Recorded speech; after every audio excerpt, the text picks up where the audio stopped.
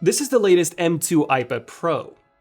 I'm just joking. This is actually an iPad Pro released 5 years ago, but it looks the same as the latest model, and even using it feels the same. This 5-year-old iPad Pro is crazy fluid, it runs the latest iPadOS, it's great. Apple truly made a mistake when they released this iPad Pro back in 2018, as in, they've just made it too perfect. And because of that, the changes that we got every single year were very minor, with mostly the performance getting better and the fact that we got LiDAR and the ultra-wide module on the back, but other than that, this 2018 iPad Pro is basically the same as the latest 2022 model. Which brings us to the next version of the iPad Pro, the M3 version, which is finally said to be something new. So here's everything we know. Speaking of the iPad, I've been exclusively using Apple's smart covers for my iPads for the past 12 years, as I simply couldn't find anything lighter or better. That's now changed with Paperlike's new Folio case, which is by far my favorite new iPad case. That's because 1, it feels even more premium than Apple's, thanks to their fabric texture. 2, it's got an Apple Pencil loop to make sure that it doesn't detach when you're carrying it in your bag. 3, it offers the same 2 viewing angles with magnets that are just as strong as Apple's. And 4, it costs a third less. Check it out by using the link below. And now, back to the video. Really, the biggest change coming to this new iPad Pro is said to be an entirely new display. According to Korean tech website The Epic, Apple suppliers will begin mass production of new 11-inch and 13-inch iPad Pro models with OLED displays in the first quarter of 2024. Business Korea also reports that Apple will be launching OLED iPad Pros in 2024, with Apple having now placed display orders with both LG and Samsung. And Mark Gurman also claims 2024 for the release of the OLED iPad Pros. Now, the news about OLED displays on iPads isn't anything new. Like, we've been hearing about this thing for so many years now, but up until this point, we've never really had an exact release date. But now we do, with the release very likely to be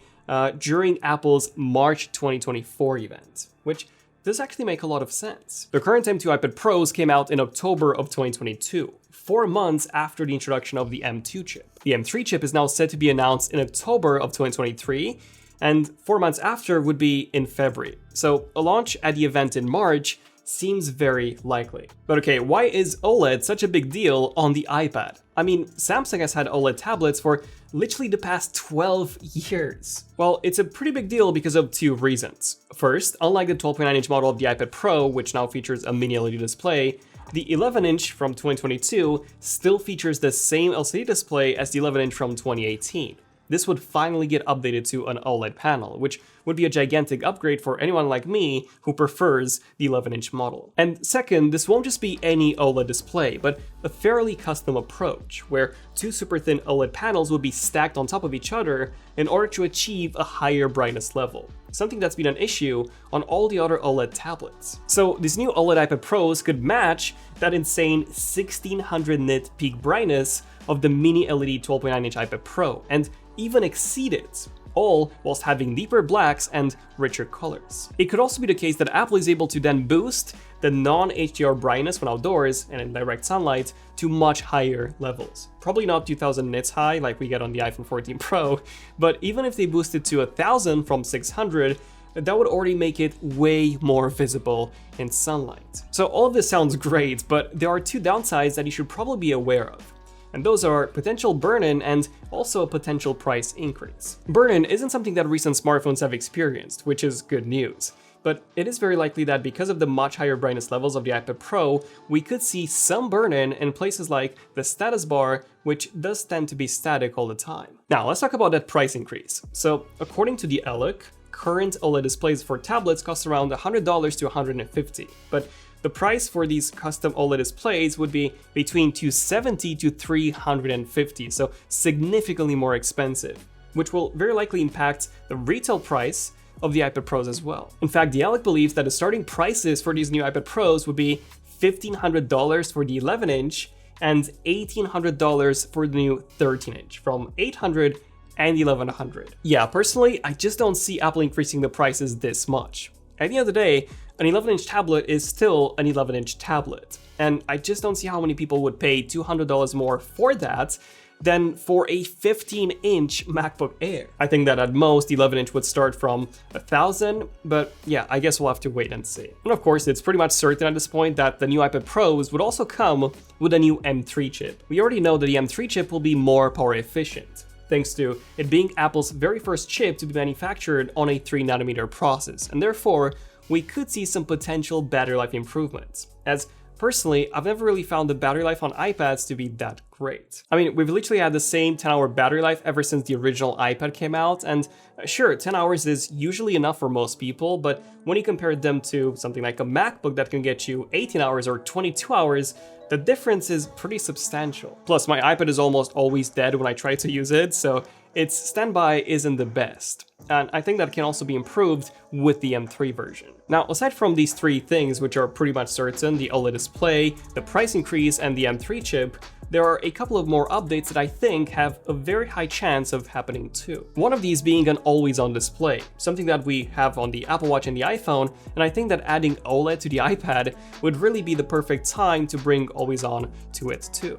Besides, in iOS 17, Apple introduced Standby, which is this smart display mode for your iPhone when it is charging, and I feel like Standby would really benefit from a large display like that of an iPad. Which brings us to the next likely update, and that is MagSafe.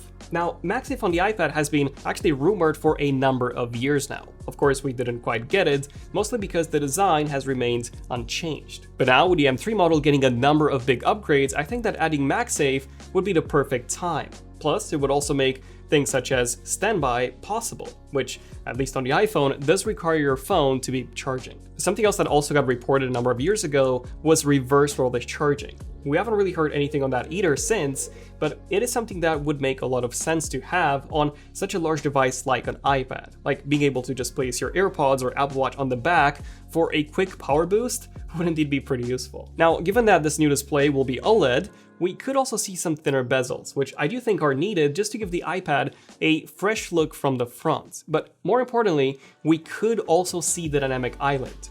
We've rendered a concept of both versions, one with the current bezels just thinner, and the other with the dynamic island, and I think we can all agree that the dynamic island one looks 10 times better. Of course, the only downside is that with an iPhone, you mostly tend to use it in portrait orientation, meaning that the dynamic island will almost always be at the top, whereas with an iPad, that's a device that you tend to switch from portrait to landscape quite often. So if anything, the dynamic island should be software-based, with the Face ID camera still being built into the bezel. But yeah, I think having a dynamic island would be pretty cool and would bring more parity between the iPad and the iPhone. I think it's also safe to assume that with such a big change, we could also see some new colors, even if that's just a different shade of space gray. Personally, I'd love to see a midnight, like on the M2 MacBook Air. That's by far my favorite color on any Apple product. Now, some of you might be skeptical of Apple releasing such a color on an iPad Pro, as those colors are usually reserved for the iPad Air, which is something that we also see with the MacBooks. However, if you look back at the pre-2018 iPad Pros, those actually came in both gold and rose gold. So I do think that it is quite likely that they'll bring in some more colors with this new generation of the iPad Pro. Something else that we could very likely see is some more iPad Pro sizes. We've heard many rumors that Apple was working on a larger iPad Pro size of 14 inches as well as potential 16-inch. Now, I can't even imagine how expensive those models would be if the 11-inch does actually start from $1,500. I mean, surely they cannot be more expensive than a 14-inch or 16-inch MacBook Pro, which are more powerful and come with more ports. Although I wouldn't be surprised if that's going to be the case, as a 512GB 12.9-inch iPad Pro with a keyboard already costs $1,750, just $250 less than the base 14-inch MacBook Pro. And with the expected price increase and the larger sizes, I think it's pretty much certain that those would indeed be more expensive than their MacBook Pro counterparts. And with this new generation, I also think that it is very likely that we'll see a new type of Apple Pencil as well. The first gen came out with the very first gen iPad Pro. The second gen that we have now came out with the 2018 model, which was really the second gen iPad Pro design. So I think it would make a lot of sense for this new third gen iPad Pro to also come with a third gen Apple Pencil. As to what new features this new pencil could come with, I would personally love to see a slider type input that allows us to slide up and down on the pencil to increase or decrease the brush size. But other than that, maybe a darker midnight color, that would be pretty cool. But what do you guys want to see in the next gen iPad Pro? And if you already have an iPad Pro right now, which generation do you currently own? Stay tuned for more iPad Pro updates. I'm Daniel, it's been ZONEofTECH, and I'll see you guys in the next one. ZONEofTECH, signing out. Cheers.